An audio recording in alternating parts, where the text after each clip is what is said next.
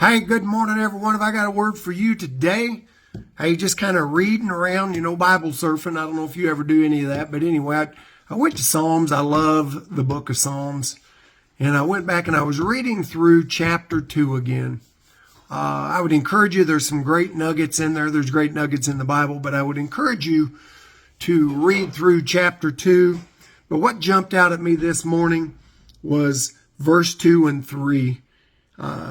Actually, I'll read you verses 1, 2, and 3. It is so relevant to today and what's going on. Nothing surprises God. It says, "Why do nations conspire and peoples plot in vain?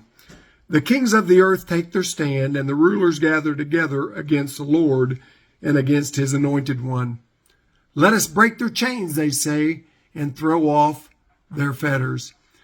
So, when you look around at the world today, not just your own personal world, your circle, but, the county, the states, the federal government, then you expand it out to other countries.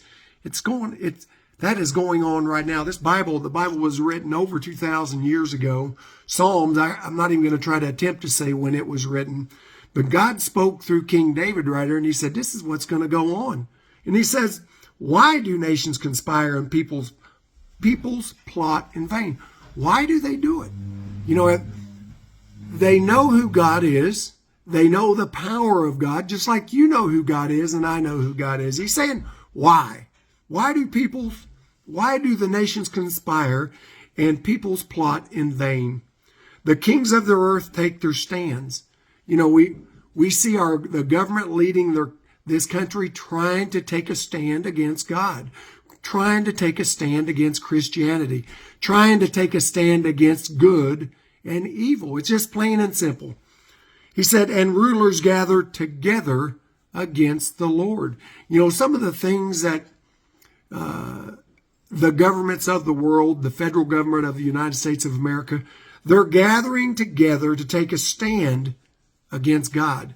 And they won't just out and out say it, but they're taking a stand against God's principles, against evil versus good, and against his anointed one, against the church, against Jesus Christ.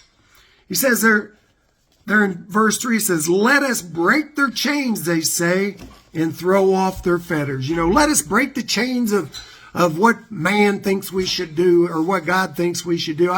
I'm a grown man. I can do what I want. I'm a woman. I can be what I want. Well, that's just not so.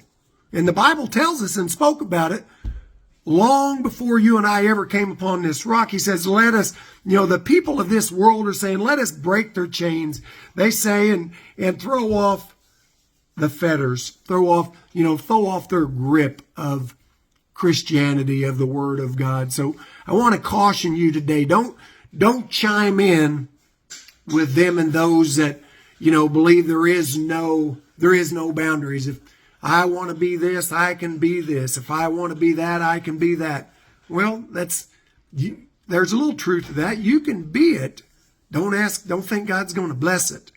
Now, I'm not saying you won't get in the gate, but I'm saying you're going to live in heaven or hell here right on this rock. You're not going to live up to the full potential God has for your life.